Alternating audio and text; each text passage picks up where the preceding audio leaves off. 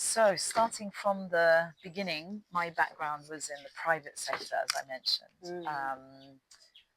For over 14 years, I was working in Europe and in the US.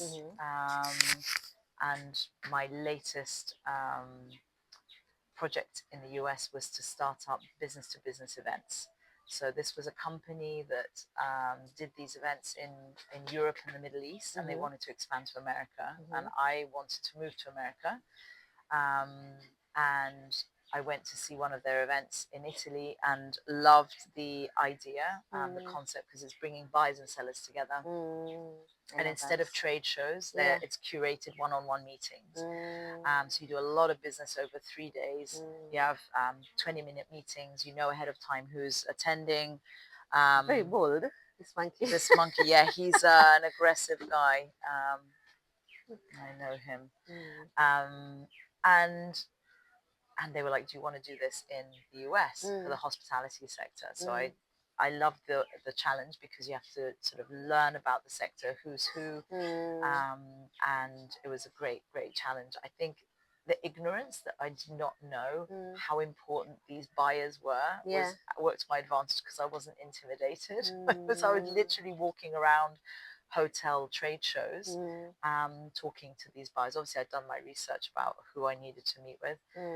This was in October of 2003, and in June 2004, we launched our first event. Nice. And it was a great success, and then launched different events in different sectors. So I did that for 6 years, Nice. working remotely, working on my own because the rest of the team was in the UK. And of course, after a couple of years, when you launch a good idea, other companies, competitors start up. But that was fine. It's plenty big enough a market. And we were always one step ahead of the game because we'd done it first. So you learn how to improve, how to encourage people to book faster earlier on, how to create the right people. So that was great. And I loved the fact that of connecting people and then seeing the energy and people being so appreciative of doing business with one another. But I always felt, not just doing this job, but all my whole life, I always felt I wanted to do something to do with that made a difference in people's lives, not just for profit. Yeah. Because I always felt there was something, Like and I people always before profits kind of yeah thing. and I always did voluntary work on the side, like once a week or whatever, with whether it was with the elderly, with young people, with animals, lots of different things. But I wanted to do more. And I always had a desire to come and be in Africa. Can't explain why. It's ever since I was a child. A calling. But I didn't think I had anything to offer because in my mind you had to either be a doctor or an irrigation specialist or an agricultural specialist or and my background was marketing and sales and business. So I came originally for 3 months to volunteer for a not-for-profit in Lesotho. The areas I wanted to work on was either with youth or women, and this not-for-profit called Kick for Life was working using sport as a tool for social change and to educate youth about sexual reproductive health and healthy and lifestyles.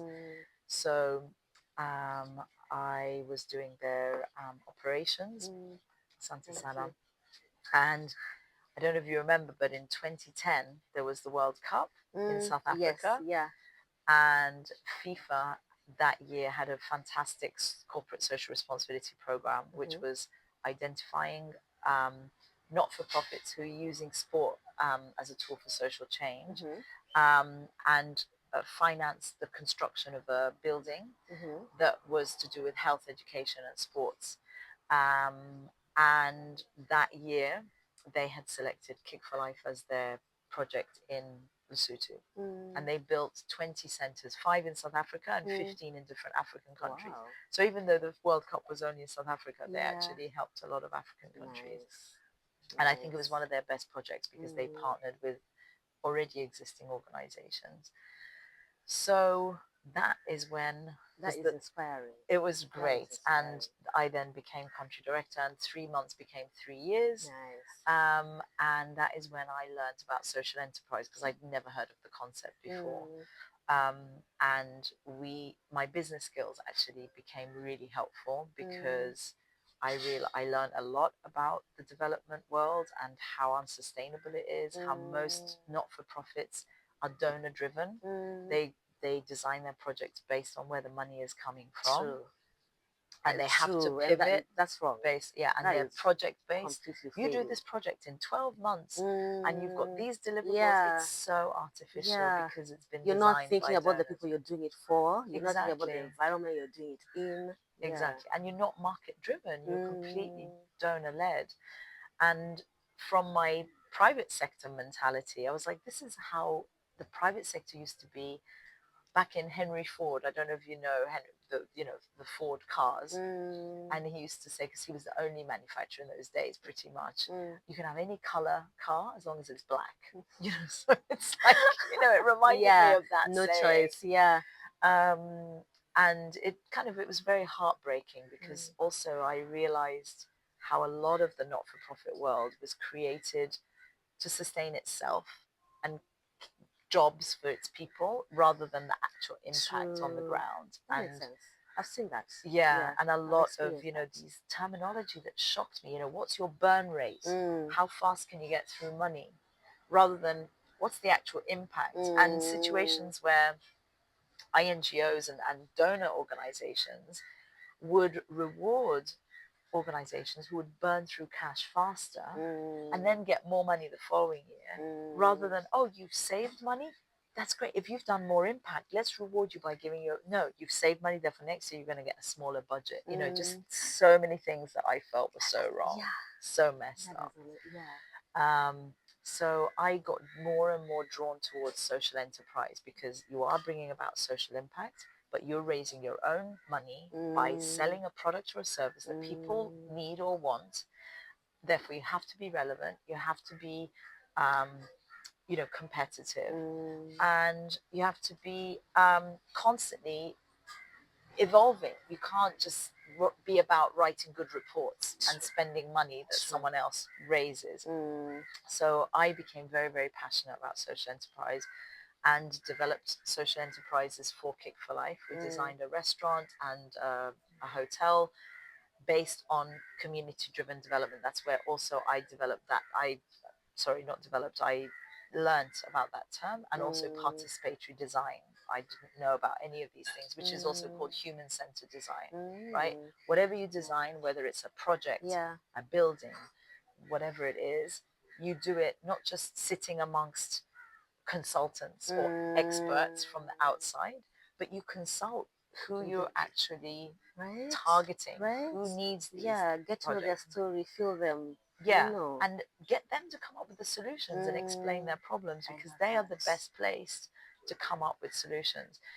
There's a fantastic guy, he's Italian originally, but he worked in Australia a lot, Ernesto Sirolli. He gave a fantastic TEDx talk when he was in agriculture, about the situation where there's this very fertile land. They're like, let's plant tomatoes here. It's fantastic. And then just as the tomatoes were ready to be harvested, the hippos came up and ate everything. And they were all shocked. They did not ask the community. And the community was like, we knew knew this was going to happen, but you didn't talk to us. You didn't consult with us. So all this money was wasted. So, they're just there looking. These examples, they're looking, going, you're crazy. Well, okay, you pay us to plant these. Okay, we're going to plant them. This is what you want to do. So we're going to do what you would want. And you get for the money. same thing again and again. We haven't learned from our mistakes. We keep doing the same mistakes. It's a good thing we're talking about this. So then in 2010, we through the community, we understood there was a massive problem of lack of youth employment, youth unemployment. So they needed jobs, they needed training, and there was a great need. This is going to be a problem. Do you have a catapult? Because he's going to come and try and steal. Oh, we're talking. You don't have. Thank you so much. Was this? Yeah, that's the right way around. Yeah, he's still there. So we're at F Cafe, having their lovely meals. A very aggressive solo monkey who I feel like they find a space where there's fruit trees, and because we have one at home.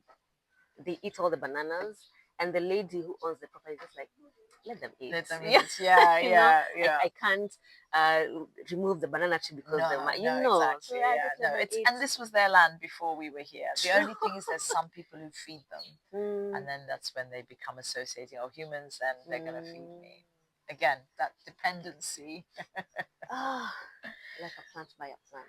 Yeah. So human-centered. What is it? Human-centered. Human-centered design. Mm, okay. HCD. It's a whole movement now, and Makes it's sense. basically where it's a consultative process. It's a Mm, reiterative process.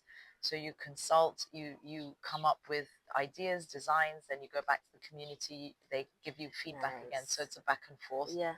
And then when you implement the project, they are very much the drivers of that project. So you've got community ownership right from the beginning, Mm, so that the project is not done by outsiders for them, but they are mm, actually doing the project. They're putting in the sweat equity. They are mm. contributing whatever they can, whether it's land, whether it's tools, whether it's Their knowledge. time and energy also. Yes, Yeah. absolutely. Mm, And therefore, there's more ownership, and it's more likely to succeed because it's mm, been owned from the community from the start. The mm. ideas have come from the community, so it's more likely to be applicable and appropriate. You're not And for coming them to out. continue doing it because they feel like I'm Exactly, part of this. exactly. Yeah, Yeah. this is for me. So those are all, and there's ABCD as well, which is Mm, asset-based community development, mm, which is when you're looking at what projects can communities develop. Instead of looking at what the communities doesn't have, mm. you look at what the communities does Already have, has the and you assets in the build on community. that. Yeah, so it's the Nice. glass half full sort of Mm, mentality, right? nice. So how Yeah. can we fill it further? Yeah. What do you have at your disposal? Because then it's also less risky I and love more that. likely to succeed. I love Yeah, so that. those are all principles over. So then it's been 14 years now that I've been living in Africa and working in Mm, different. I worked for Kick for Life for 3 years, worked for Spark Microgrants in East Africa for mm-hmm. 3 years, where we worked with community projects in very rural communities. Mm, And it was a facilitated process, meeting every week, and the community would discuss what are their priorities, how do they want their communities to develop, and what do they need to develop it, and project planning and budgeting and mm. implementation. So they did everything. All our role was to facilitate the questions. They Like a would even guide. You're a guide. exactly, exactly. Nice. And at times when they needed and wanted some external expertise, Yeah. knowledge that they Yeah. didn't have, Mm, then we would bring those in, and then nice. they would decide whether they want to go for it or not. Even Mm, sometimes buildings, yes, they can build buildings, but sometimes the foundations aren't deep enough, the mm, thickness of the walls aren't, so there's certain technical know-how that they need some input. And oh, often there's vocational training colleges nearby, not nearby, but yeah. you know the Around, yeah. students needed to do an internship, so they would come, spend 3 months with the community, help them build, and from the Nice. schooling that they got, they Yeah. would know more than the community would. Experience. Yeah, exactly. Nice. Yeah. So Nice. And I wanted to ask, between when you start the project, yeah. between the impact and now getting feedback from the community, how long did you do that for? 3 months, Well, 1 year, no, years, years? because the impact of Mm, the project happens over years, right? mm, So and when is enough? I mean, yeah. normally it's got to be a minimum of a 3-year Mm, period, okay. because the impact of the project, when you're dealing with livelihoods, like Mm, the poultry project we started here, well, the community Chembe Women Savings Group started here. yeah. They started in October. Now Mm, they've done 7 batches of chickens. mm, And they're learning each time, and now they want to expand into also getting layers.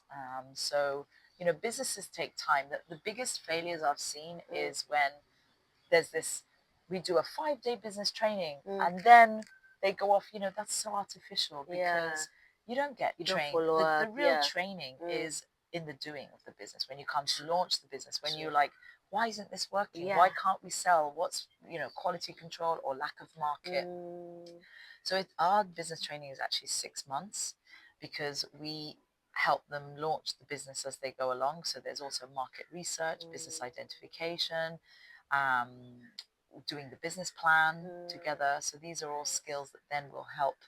It's that they can replicate in other businesses as well, in their own individual businesses, as well as mm. their CBO business or savings groups business. Okay. Um, and the ongoing monitoring, as well as mentoring and coaching. Mm. We had technical guy come in to tell them about how the importance of hygiene and the rearing of the chickens, also in the feeding of them.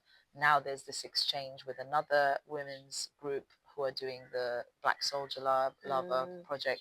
So it's an ongoing process. So I would say, follow up and ongoing mentoring and coaching is for a three-year period. Okay. If you can do it longer, even better. Most startups fail within the first 7 years. Whoa, that's a long time. Yes, yes. 7. Most it's like you breaking even, right? At the beginning, you're just covering your costs. Yeah. Then you start making a profit. And how long does it take to make a profit? It depends on the business, but often it can take up to 3 years to break even and then start becoming profitable. So there's a lot of investment needed. And Yeah. heart also. You Yeah. need to have a lot of heart to just And passion. Exactly. Because when it goes fail, if you don't, and a lot of entrepreneurs that I come across, so the name of the organization, by the way, is RISE, which is Relationships Inspiring Social Enterprise. I love it. Also the last 4 letters of the word enterprise. And also RISE has a lot of positive connotations, right? About rising up. And in Lesotho, which is where we started in 2017, we focus on the built environment, on infrastructure and architecture, because we've got a growing population in Africa, got a lot of youth unemployment, and we need to build a lot of infrastructure. So it's a sector where there's a lot of job opportunities. So we felt that would help young entrepreneurs, African entrepreneurs, set up their own businesses and get ongoing projects.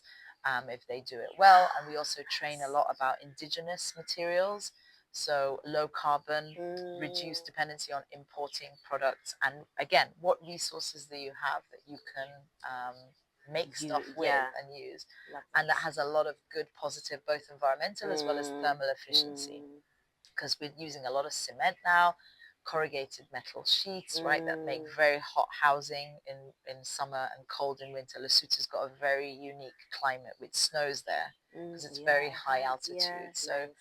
But a lot of the entrepreneurs, so we have a 10-month fellowship program where we partner with vulnerable communities that need infrastructure development, and we recruit recent graduates who've done either diploma level, certificate level, architecture, brick making, carpentry, so electrical engineering. They get the experience. So it's a win-win for them because they learn by doing. They learn how to design and build. They also learn the necessary detail, practical learning. Exactly. I love that. The moment you're getting out of school, you know these things. Exactly. It's even easier for you to come out and apply it as a business, as opposed to staying there and waiting for someone to employ you. Exactly. And also then what's beautiful is that cross-pollination of knowledge amongst the fellows, because we hire different disciplines. So then they create this because it's a very intense fellowship, because they have to design and build within 10 months. They also get business trainings and they have to do their business plans. So they have to work really hard. And a lot of them hate us during that time because they're like, you're working us so hard. It's like, you wait till you launch your own business. And because right now you're getting a monthly stipend. When you launch your business, you've got to earn your own incomes. You've got to get your customers. You've got to do your financial bookkeeping. There's so much you have to. And then when they do that and they realize that actually it's all for their own good, they become appreciative. But it's almost like bringing up a teenager, you go through that love-hate relationship. And I feel from that there should be like a mentorship kind of program for someone else to come and tell them it's worth it. Exactly. So our past cohorts do come and talk to them, and they also tell them about the businesses that they've launched, their success stories, their failures, their challenges, and they create this cohort. So then when they eventually do get customers, they refer, so it's like, I need a carpenter, I need an architect, if you're a construction guy. So they refer projects. So you grow cohorts and then into cohorts, which is very powerful. Yes. But what we found a lot is a lot of entrepreneurs would start off with wanting easy work, easy money, going back to the need for passion, right? And giving up too soon. This is too hard. I just want to go and get a job. It's like, yes, that's why you need to be doing something that you love and that you believe in, because it's going to be very hard work to keep going through the tough times. Because if you don't, it's going to be easier really to tough. it. Yeah, exactly.